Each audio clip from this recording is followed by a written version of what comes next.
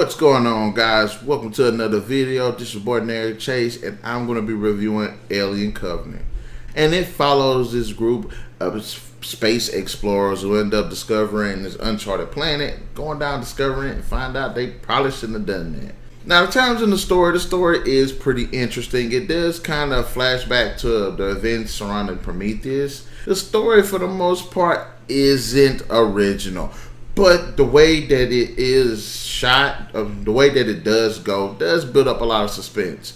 However, there are a lot of moments in the story that did piss me off and did not come across fully as what I would say a continuum of Prometheus, as well as an overall continuum of Alien.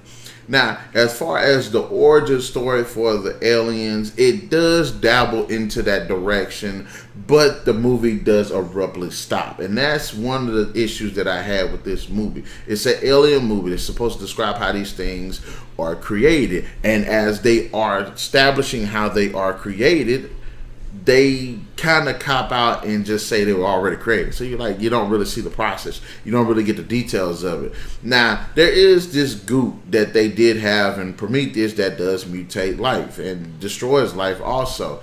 And it is a big contributing factor to this movie. However, how it is utilized to create these creatures isn't given. And that does take away plenty from the story.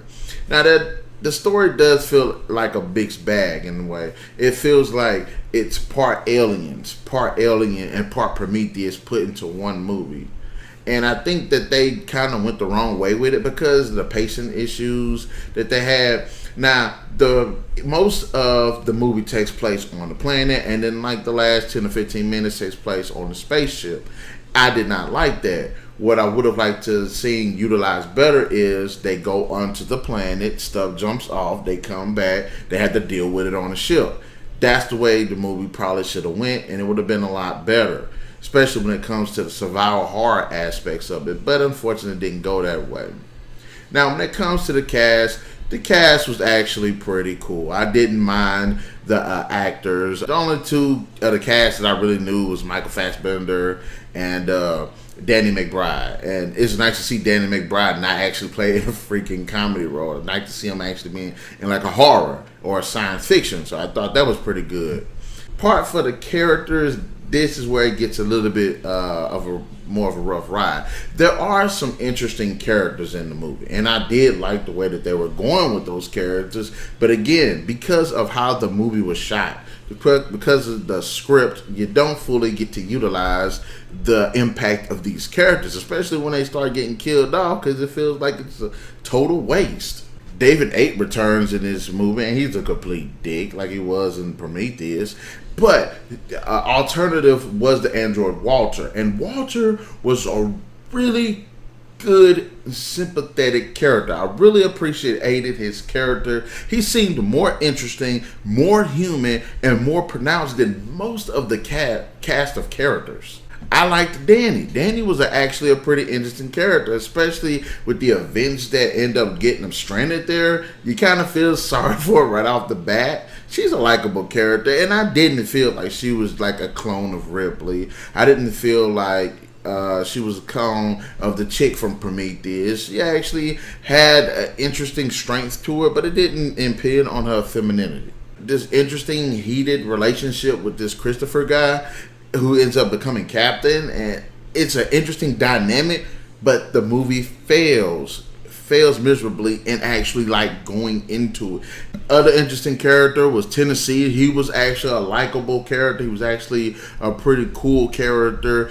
There are a lot of characters in this movie, and most of the time they're just cannon fodder, and I hate the fact that they did that because these characters could have been more interesting. Dr. Elizabeth Shaw does make a reappearance, and the details surrounding her character are just completely suck. She should have definitely been better utilized in this movie. And I think the fact that she went through all of that in that first movie, and then what happens to her in this movie is just a slap in the face. Just a complete slap in the face. Now, the movie, for the most part, looks pretty good. I did like the cinematography. I like the way things were shot. When things do jump off, there is a very tense atmosphere in the movie that just kind of keeps it gripping. And so I didn't mind that. The Neomorph design was freaking awesome, as well as the Xenomorph. A thing that did get me was there was a bit too much use when it came to like the CGI, specifically when it came to them being born and in some of the attacks. It would have been better utilized had the creature been practical. But there's moments in the movie where it's in the ship and it looks like it's CGI. As I said, like the Neomorph, I thought the designs looked pretty cool. As outside of some moments where the CGI was a little bit too obvious, I didn't mind the Neomorphs. The score actually pretty good. Didn't mind it. Felt really good. Felt like an alien movie. Thought it was really good.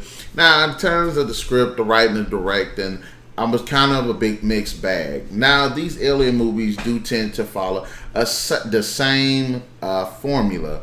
A whole bunch of people go into this, aliens attack, one survivor, and it's a woman. And in almost every incarnation of the Alien series, that's what happens. This movie does not fail to just follow that formula, which makes it utterly predictable when it comes to the plot and to the characters. When it was established that Danny is the one who is like the main female character, you knew she was going to live.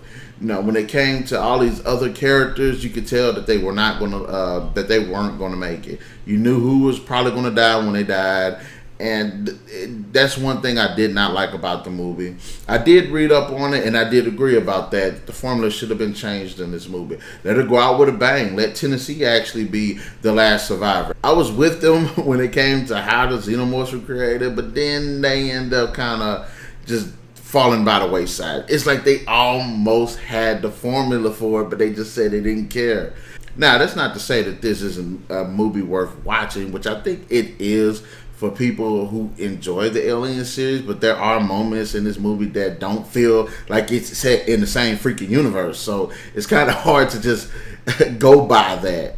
But in the end, I have to say, Alien Covenant was an interesting movie. It definitely could have been better. I was looking forward to this, and I was pretty disappointed. Even though, you know, that the special effects, it was just too much CGI when it shouldn't have been. Characters should have been better utilized.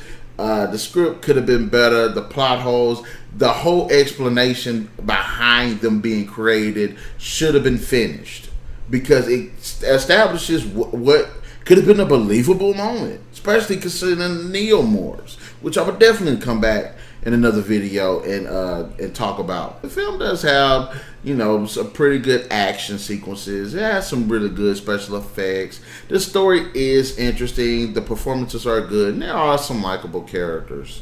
Alien Covenant deserves a 3 out of 5. I feel like they kind of dropped the ball. If they come out with another one, because it does leave off with a cliffhanger, and I will admit the cliffhanger is something I kind of saw and I kind of expected. All right, then, the comment section below, let me know, what did you think about Alien Covenant? Did you like my points? Did you not like my points? Did you like the movie? Did you hate the movie? Let me know. Comments below, like, share, subscribe, hit that notification, and we'll see you guys later. Narik Chase, signing out.